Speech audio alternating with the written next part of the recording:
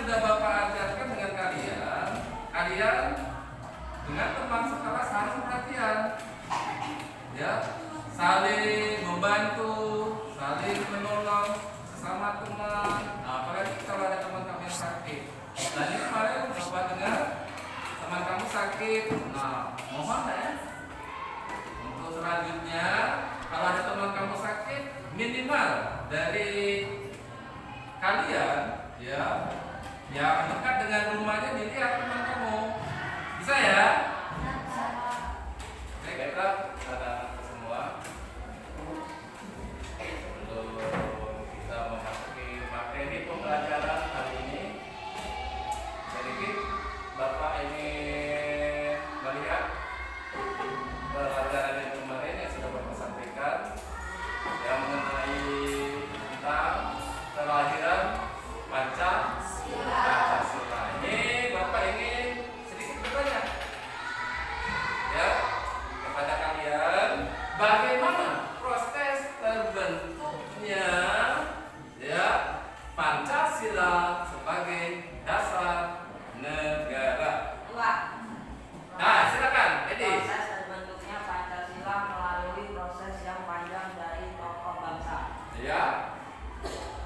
Apa Pancasila dilahirkan? Pancasila dilahirkan atas ide dari para tokoh nasional yang ingin Indonesia mempunyai dasar negara untuk mempersatukan Indonesia yang terdiri dari suku, bangsa, agama, bahasa daerah yang berbeda. Atas dasar inilah maka tokoh nasional diketuai Insinyur Soekarno merumuskan Pancasila sebagai dasar negara dan dikenal sebagai hari kelahiran Pancasila yang diperingati setiap tanggal 1 Juni. Oh ya, bagus. Kita berikan aplaus teman kamu. Kapan Pancasila disahkan sebagai dasar negara? Ayo. Ya, siapa? Yuk. 1 Juni 1945 melalui proses perundingan dari Panitia 9 yang dipimpin sidangnya Bapak Insinyur Soekarno. Ya, bagus. Ya, hal-hal materi kita pagi hari ini mengenai perumusan Pancasila. Nanti kalian persiapkan buku kalian dulu terlebih dahulu. Nanti persiapkan buku, ya, buku LKS, modul kalian. Yang coba kalian bentuk dulu kelompok. Berarti nanti ada yang 5 orang satu kelompok, berarti ada yang 6 orang. Nanti jangan dibuka dulu. Perumusan dan penetapan Pancasila sebagai dasar negara. Jepang mulai menguasai wilayah Indonesia setelah Belanda menyerang di Kalijati, Subang. Pada tanggal 1 Maret 1945, Jepang mengumumkan pembentukan BPUPKI atau dalam bahasa Jepang yaitu Dokuritsu Junbi Sakai. BPUPKI singkatan dari Badan Penyelidikan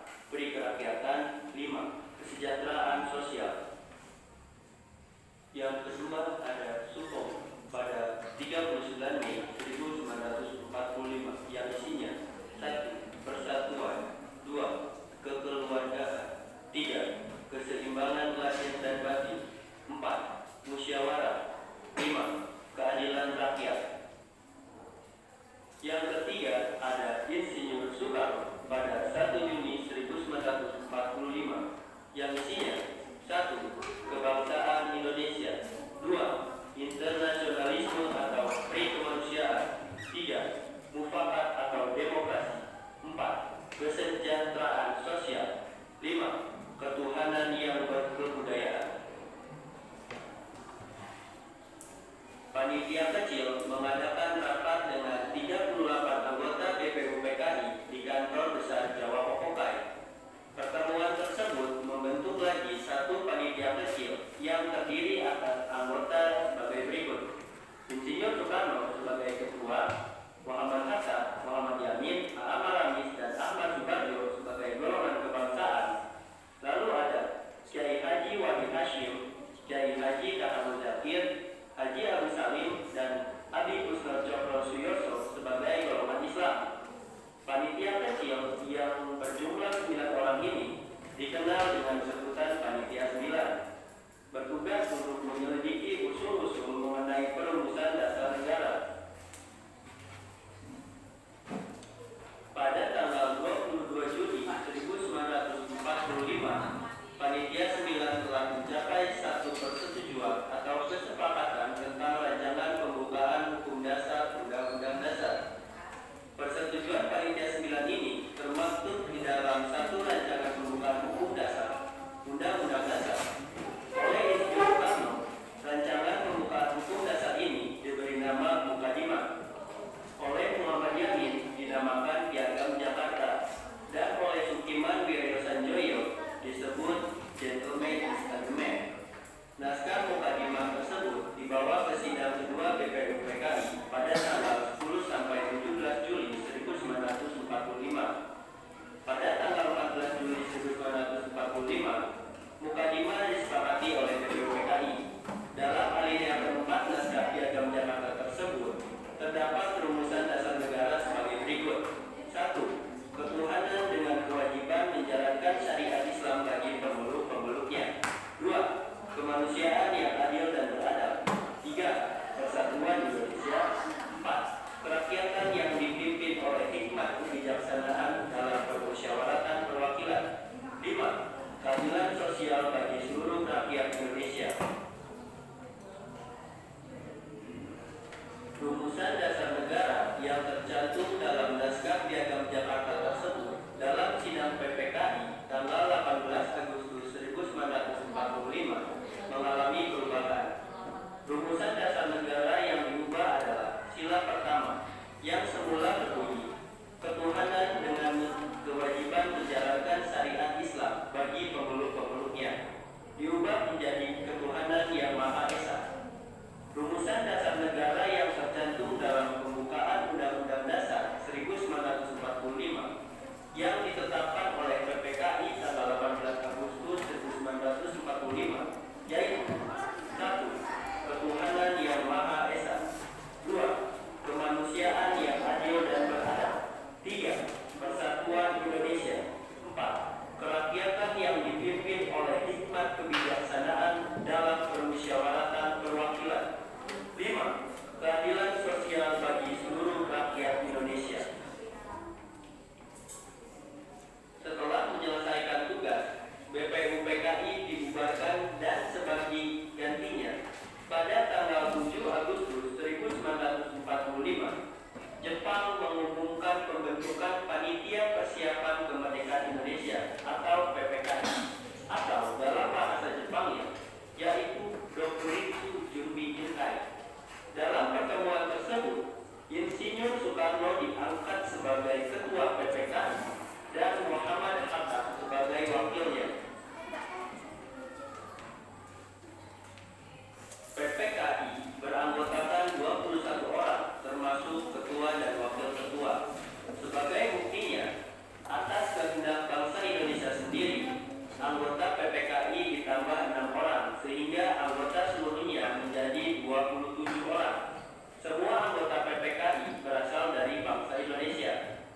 Tanggal 18 Agustus 1945, PPKI melaksanakan sidang dan menghasilkan keputusan: 1. Menetapkan Undang-Undang Dasar 1945. 2. Memilih Presiden dan Wakil Presiden, yaitu Insinyur Soekarno dan Muhammad Hatta. Yang ketiga, membentuk Komite Nasional Indonesia Pusat. Dengarkan Bapak. Ya. Dengarkan Bapak. Yang kalian lihat tadi video pembelajaran kita, nanti kalian dibantu oleh buku kalian, ya. Itu ada Bapak berikan LK untuk kalian sebagai peserta didik untuk kalian kerjakan seperti yang Bapak sampaikan di awal tadi, ya. Ketua nanti tunjuk satu orang sekretarisnya, tulis ya pertanyaan yang Bapak buat di lembar kerja kalian itu, nanti kita presentasikan di depan, ya. Silakan kerjakan LK kalian.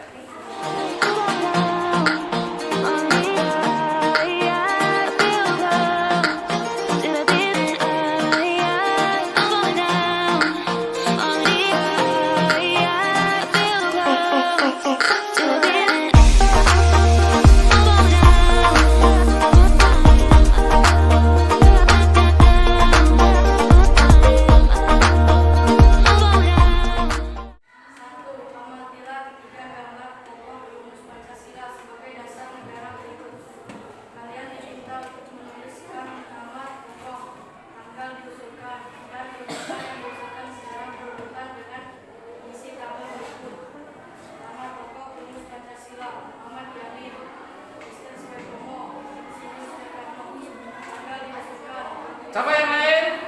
Perhatikan temannya dulu. Oh, sebentar Okta. Yang lain stop dulu nulisnya.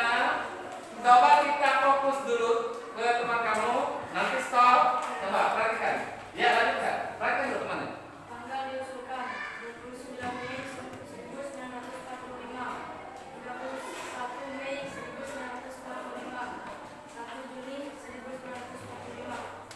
Rumusan dasar negara yang diusulkan secara berurutan. Lisan 1.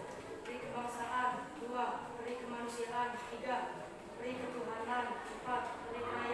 Peri kerakyatan 5. Kesejahteraan sosial 1. Persatuan 2. Kekeluargaan 3. Keseimbangan lahir dan batin 4. Musyawarah 5. Keadilan rakyat 1. Kebangsaan Indonesia 2. Nasionalis 6. Sastra peri kemanusiaan 3. Mufakat atau demokrasi 4. Kesejahteraan sosial 5. Ketuhanan yang berkebudayaan.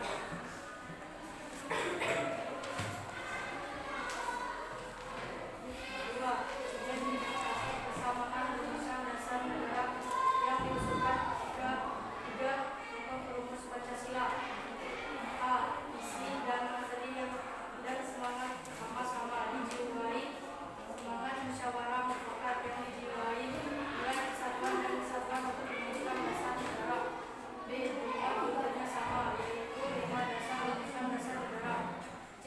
Isi rumusan dasar negara ya sama, yaitu ketuhanan, kemanusiaan, kebangsaan, persatuan, kemusyawaratan dan keadilan. 3. Analisis data digunakan perubahan rumusan dasar negara. Sila pertama naskah piagam Jakarta. Rumusan dasar negara sila pertama. Ketuhanan dengan kewajiban menjalankan syariat Islam bagi pemeluk pemiliknya. Tidak dapat mewakili seluruh rakyat Indonesia yang memiliki latar belakang agama yang berbeda-beda. Pokok pendiri bangsa yang bermusyawarah adalah bermufakat untuk menghilangkan bagian kalimat tersebut dan menggantikannya dengan ketuhanan yang Maha Esa. Perubahan rumusan sila pertama dilakukan untuk mempertahankan persatuan dan kesatuan bangsa Indonesia. Sudah? Bisa dengarkan? Beri tepuk tangan dulu kelompok dua. Lihat Bapak, dengarkan Bapak. Hasil dari presentasi ini kalian sudah melihat, berarti seperti itu. Yang penting adalah berani. Berani tampil ke depan. Nah, ya. Agar kalau kita tampil ke depan, ya, di sini kita dilatih, ya, untuk terakhir berbicara di depan. Ini nanti akan berguna bagi kalian. Kalau kalian nantinya, ya, nanti kalau kalian sudah besar, ya, bermasyarakat nantinya, kalau jadi orang pendiam, susah nanti kita dalam pergaulan, ya. Jadi harus pintar berkomunikasi. Nah, hal inilah yang Bapak ajarkan pada pagi hari ini untuk melatih kalian berkomunikasi, berperilaku dalam keseharian kaliannya. Kalian harus paham, ya, harus mengerti tentang, ayo, Ipan, duduk, harus mengerti nilai-nilai Pancasila yang ada di dalam buku yang kalian pelajari dan kalian terapkan di dalam kehidupan sehari-hari. Saling tolong menolong, saling menghargai. Nah itu harus kalian percuma saja kalian, ya, hanya melihat membaca, tapi kalian tidak mempraktekannya dalam kehidupan sehari-hari. Gimana kalau kita stretching dulu biar gak tegak, rileks dalam mengerjakan.